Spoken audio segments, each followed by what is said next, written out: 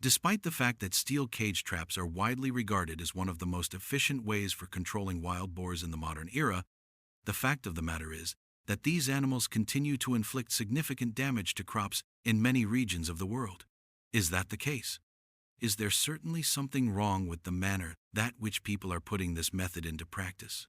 What exactly is the reality that the vast majority of people have never heard of? Why don't we find out together right this moment?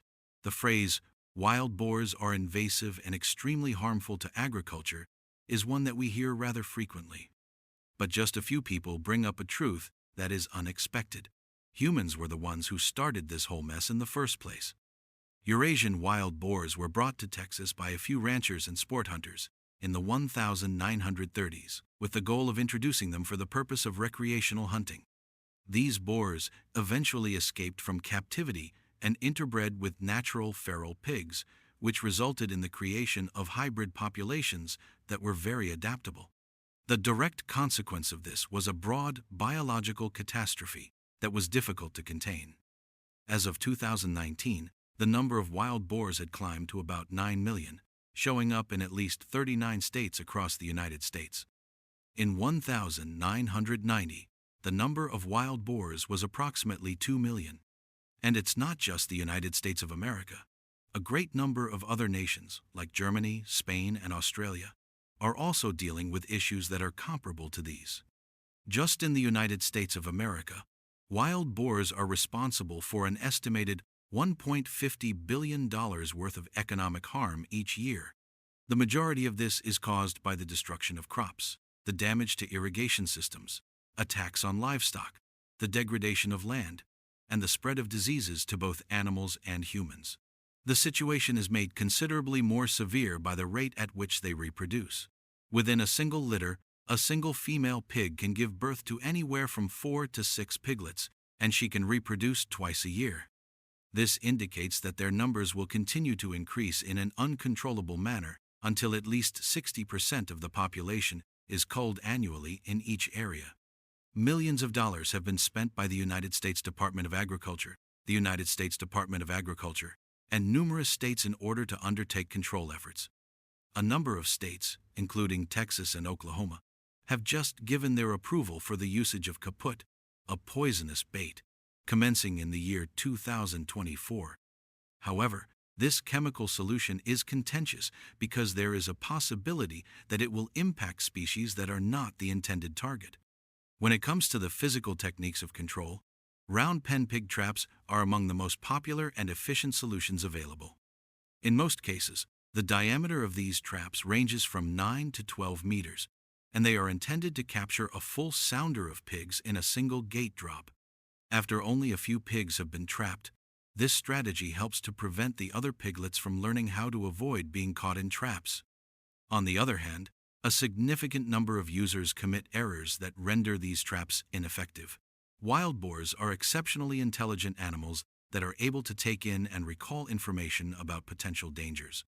The remaining pigs will grow frightened and never come back if the traps are set up in the wrong spot or if they are activated too early, when only a few of them have entered the area. Therefore, it is of the utmost importance to place traps in the appropriate locations, which are often close to supplies of water, areas that exhibit signs of activity, such as rooted soil, footprints, or areas where there is a scent of food present. Pre-baiting the trap area with food such as maize, fruits, or other high-nutrient seeds for a period of 3 to 7 days is something that is recommended by specialists at Texas A&M University. Utilizing fermented maize that has been steeped for a week is a method that is very effective. The potent aroma of fermented corn is extremely appealing to wild boars because of its powerful aroma. By employing the appropriate baiting and trap placement tactics, farmers have been able to successfully capture roughly 30 pigs in a single night in some instances. During the summer, when water is scarce, fruits such as melons, apples, and peaches are very helpful. Corn is another fruit that should be considered. Foods that are high in protein, such as soybeans or feed for livestock, are likewise attractive to huge sounders.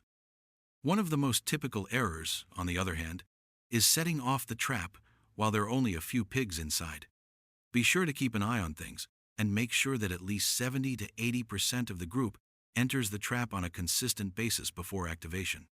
In that case, the remaining individuals will avoid the region indefinitely. It is imperative that prompt action be taken once the trap has been activated. The cries of pigs that have been captured can serve to notify others and help them become more cautious. If the pigs that have been trapped are not removed as soon as possible, the rest of the sounder will become worried and move to a different location, which will make further trapping much more difficult. There is also the option of moving the trap site every few months in order to prevent wild boars from learning and avoiding areas that are known to be dangerous locations. Further, the technology of surveillance is being utilized in a widespread manner. The movement patterns of the pigs are monitored by infrared cameras or motion-sensing equipment in many places. This helps establish the optimal timing and positioning of traps for the pigs. The problem of bringing wild boars under control is a war that will go for a long time and will involve the collaboration of a number of different groups, including farmers, hunters, local officials, and researchers. Only by gaining an understanding of their routines and vulnerabilities will we be able to devise effective measures of management that do not cause harm to the ecosystem or to other forms of animals. How about you then? Is it possible that you or someone you know has ever utilized pig traps? Have you come up with any additional tactics that have proven to be effective in managing this invasive species? Please leave a comment below and share your experience. In the ongoing fight against wild boars, every ounce of knowledge gained from the actual world can be of assistance to other people. Please remember to hit the like button, subscribe to the channel, and share this video if you find the material presented in today's video to be helpful and applicable. These actions will ensure that you do not miss out on our forthcoming in-depth analysis. Beyond simply using trail cameras, Texas farmers are increasingly adopting advanced remote sensing and AI-driven technologies for highly precise wild pig trapping. This involves implementing sophisticated systems that combine real-time cellular cameras with artificial intelligence algorithms. These AI systems can analyze video feeds to not only count the number of pigs entering the trap, but also identify individual animals, track their behavior patterns, and even differentiate between feral hogs and non-target wildlife with high accuracy. This allows for incredibly precise trap activation, ensuring that the entire sounder group is inside before the gate drops, which is crucial for preventing trap shyness in the remaining population. Some systems even include solar-powered units for continuous operation in remote areas and offer two-way communication capabilities, allowing farmers to adjust bait dispersal or trap settings remotely. This level of technological integration turns trapping into a data-driven science, significantly improving success rates. Controlling wild pig populations effectively requires more than just individual farm efforts. It demands integrated population management and highly coordinated regional efforts. State agencies, agricultural extension offices, and landowner cooperatives are developing comprehensive strategies that pool resources and share data. This includes regional mapping of pig distribution and damage hotspots to prioritize control efforts in critical areas. They organize coordinated large-scale trapping events across multiple properties simultaneously, preventing pigs from simply moving from a controlled area to an uncontrolled one. Furthermore, there's an increasing emphasis on educating landowners and hunters about the most effective and humane control methods, promoting consistent application of best practices across the landscape. The goal is to create a unified front against wild pigs, recognizing that fragmented efforts are often ineffective against such a mobile and prolific invasive species. Beyond lethal removal, cutting-edge research in Texas is exploring biological control methods and fertility management as potential long-term solutions for wild pig overpopulation.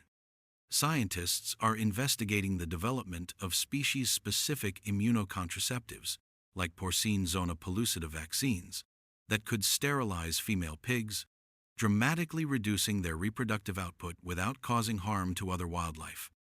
While still in experimental stages due to challenges with delivery and ensuring species specificity, these methods offer a promising non-lethal approach to population control.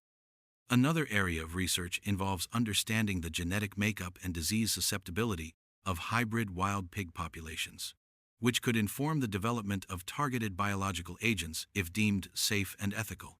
These advanced biological approaches aim to offer a more sustainable and less invasive way to manage numbers, complementing existing trapping and hunting efforts.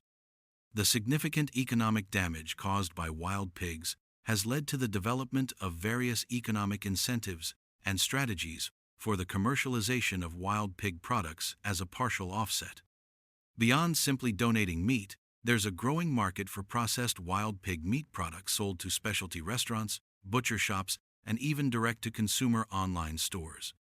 This includes gourmet sausages, jerky, and various cuts of venison.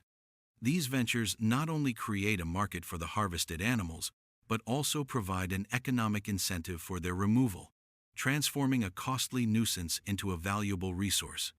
Furthermore, some landowners or hunting outfitters offer guided wild pig hunting experiences, generating tourism revenue. The industry is also exploring opportunities for using other pig byproducts, such as hides or rendered fat. This economic leverage aims to make wild pig control more self-sustaining and attractive to private landowners, fostering a symbiotic relationship between pest management and commercial viability.